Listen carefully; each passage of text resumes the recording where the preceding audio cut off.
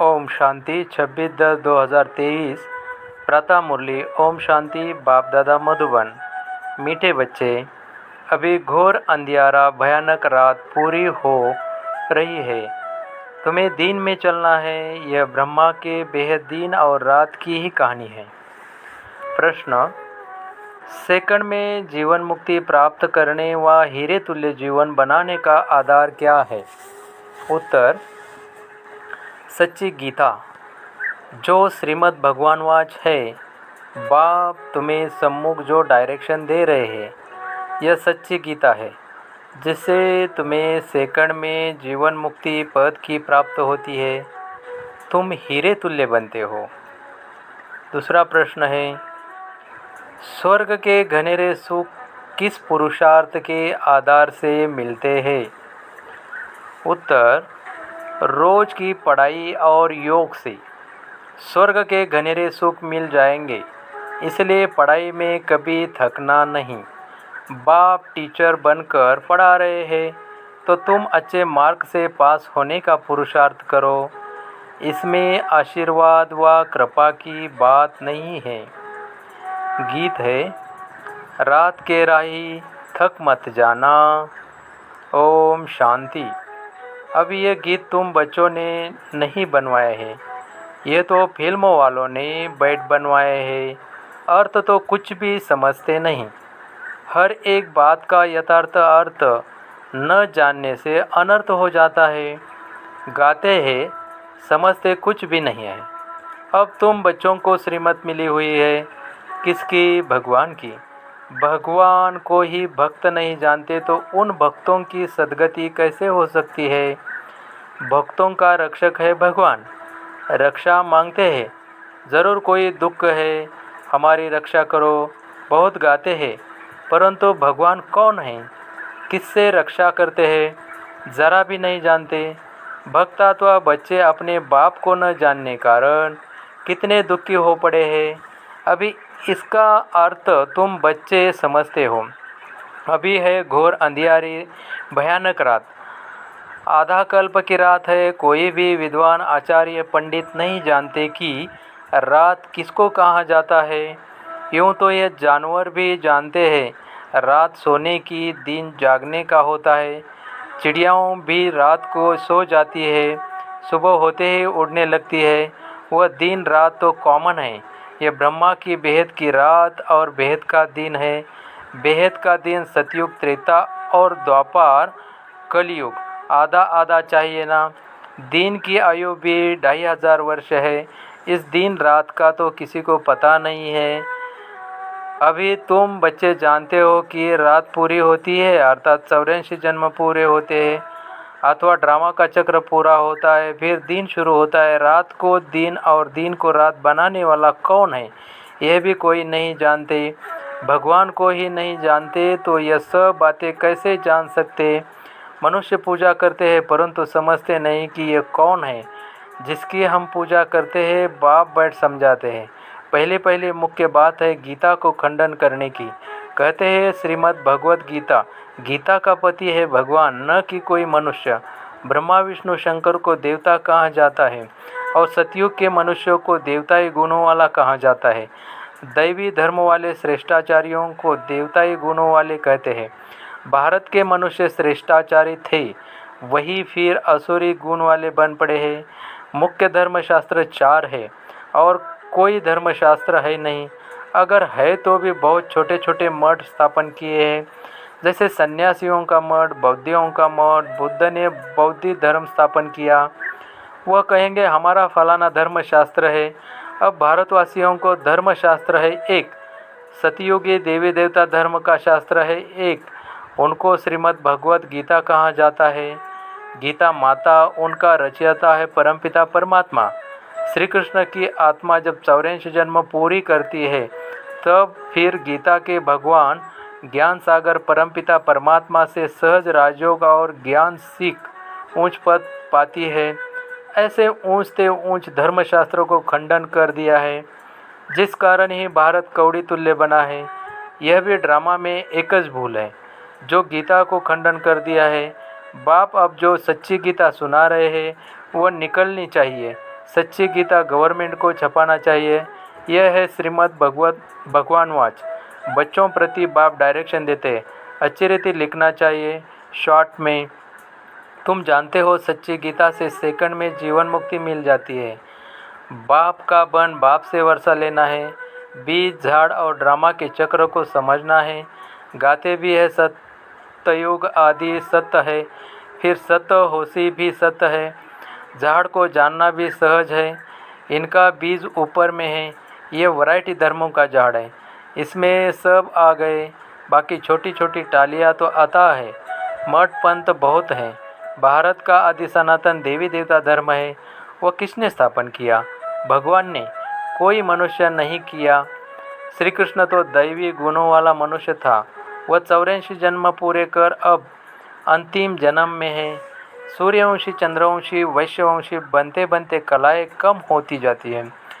सूर्यवंशी राजधानी जो सतयुग में श्रेष्ठाचारी थी, सो कलयुग में अब भ्रष्टाचारी है। अब फिर श्रेष्ठाचारी बन रही है।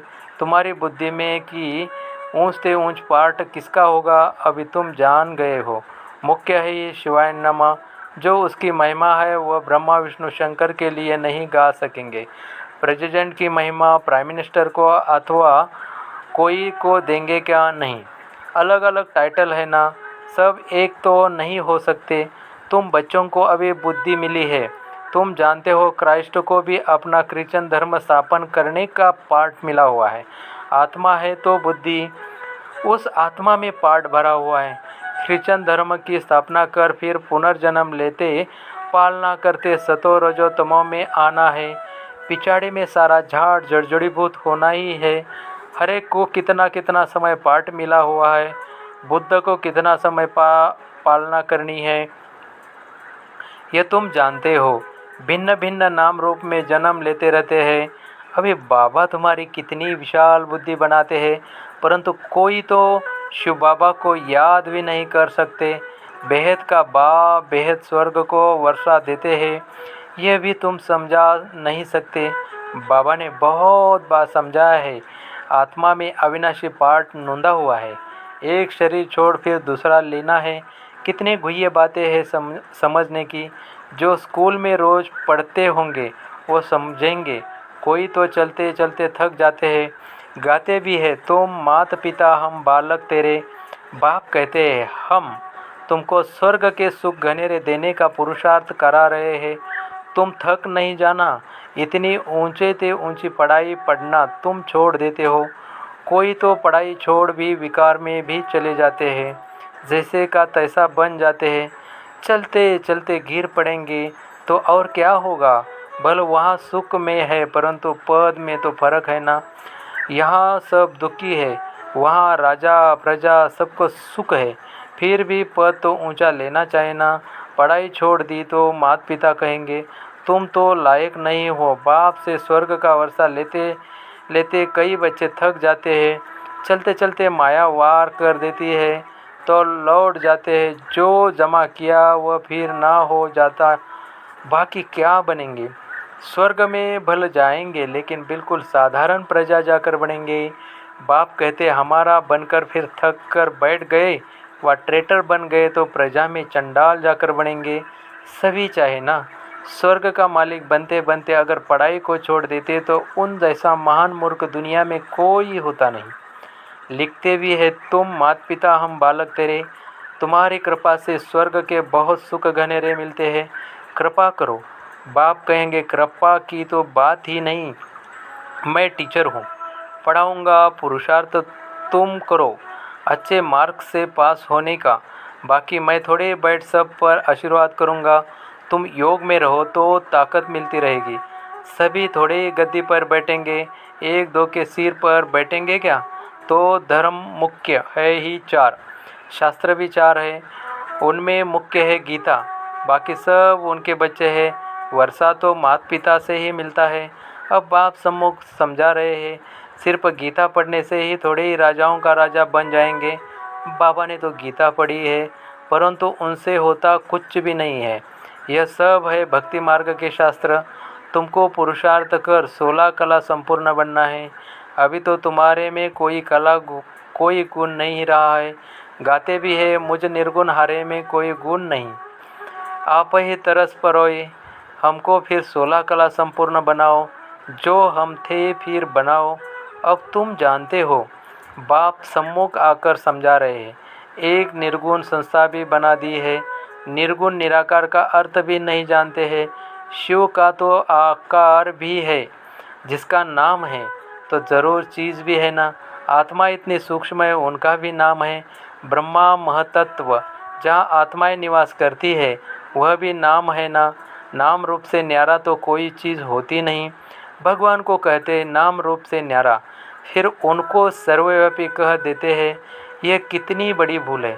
मनुष्य जब इन बातों को समझे तब तो निश्चय करे। बाबा, हमने आपको जाना है, कल्प कल्प आपसे राज्य भाग लेते आए हैं, ऐसा निश्चय हो तब पढ़ सकते हैं। यहाँ से बाहर निकलते और भूल जाते हैं। इसलिए पहले पहले तो लिखवाना लेना चाहिए। बरोबर शिव बाबा आया है, राजयोग सिखलाने लिख कर भी देते, फिर पढ़ते नहीं। ब्लड से भी लिख कर देते हैं, परंतु आज है ही नहीं। माया कितनी तीखी है। बाप कितना बैठ समझाते हैं। तुम्हारी विहंग मार्ग की सर्विस तब होगी जब ऐसे पत्र लिखेंगे। तुम्हारी शक्ति सेना में भी नंबरवार है। कोई चीफ कमांडर है, कोई कैप्टन है, कोई मेजर्स है, कोई सिपाहियों के साथ बोझा उठाने वाले भी है। सारी सेना है। बाबा तो पुरुषार्थ कराएंगे ना। हर एक के पुरुषार्थ करने से समझ में आता है। यह राजा रानी बनेंगे, वह अच्छी साहूकार प्रजा में जाएंगे, ये साधारण प्रजा में जाएंगे, यह दास दासी बनेंगे। यह तो बिल्कुल सहज है समझने का। तो पहली मुख्य बात को उठाना है। बाप कितनी ललकार करते हैं। महारथियों को तो विहंग मार्ग की सेवा के लिए विचार चलने चाहिए। अच्छा, मीठे मीठे सिखले दे बच्चों प्रति माता पिता बाप दादा का याद प्यार और गुड मॉर्निंग। रूहानी बाप की रूहानी बच्चों को नमस्ते। धारणा के लिए मुख्य सार, पढ़ाई में थकना नहीं है। ऊंच ते ऊंच पढ़ाई रोज पढ़नी है और पढ़ानी है। 2. विहंग मार्ग की सर्विस करने की युक्तियाँ निकलनी है। योग में रह बाप से ताकत लेनी है। कृपा आशीर्वाद मांगनी नहीं है। आज का वरदान, वरदानों की दिव्य पालना द्वारा सहज और श्रेष्ठ जीवन का अनुभव करने वाले सदा खुशनसीब भव। बाप दादा संगम युग पर सभी बच्चों की 3 संबंधों से पालना करते हैं। बाप के संबंध से वर्षे की स्मृति द्वारा पालना, शिक्षक के संबंध से पढ़ाई की पालना और सद्गुरु के संबंध से वरदानों के अनुभूति की पालना एक ही समय पर सबको मिल रही है। इसी दिव्य पालना द्वारा सहज और श्रेष्ठ जीवन का अनुभव करते रहो। मेहनत और मुश्किल शब्द भी समाप्त हो जाए तब कहेंगे खुश नसीब। आज का स्लोगन, बाप के साथ साथ सर्व आत्माओं के स्नेही बनना ही सच्ची सद्भावना है। ओम शांति, ओम शांति।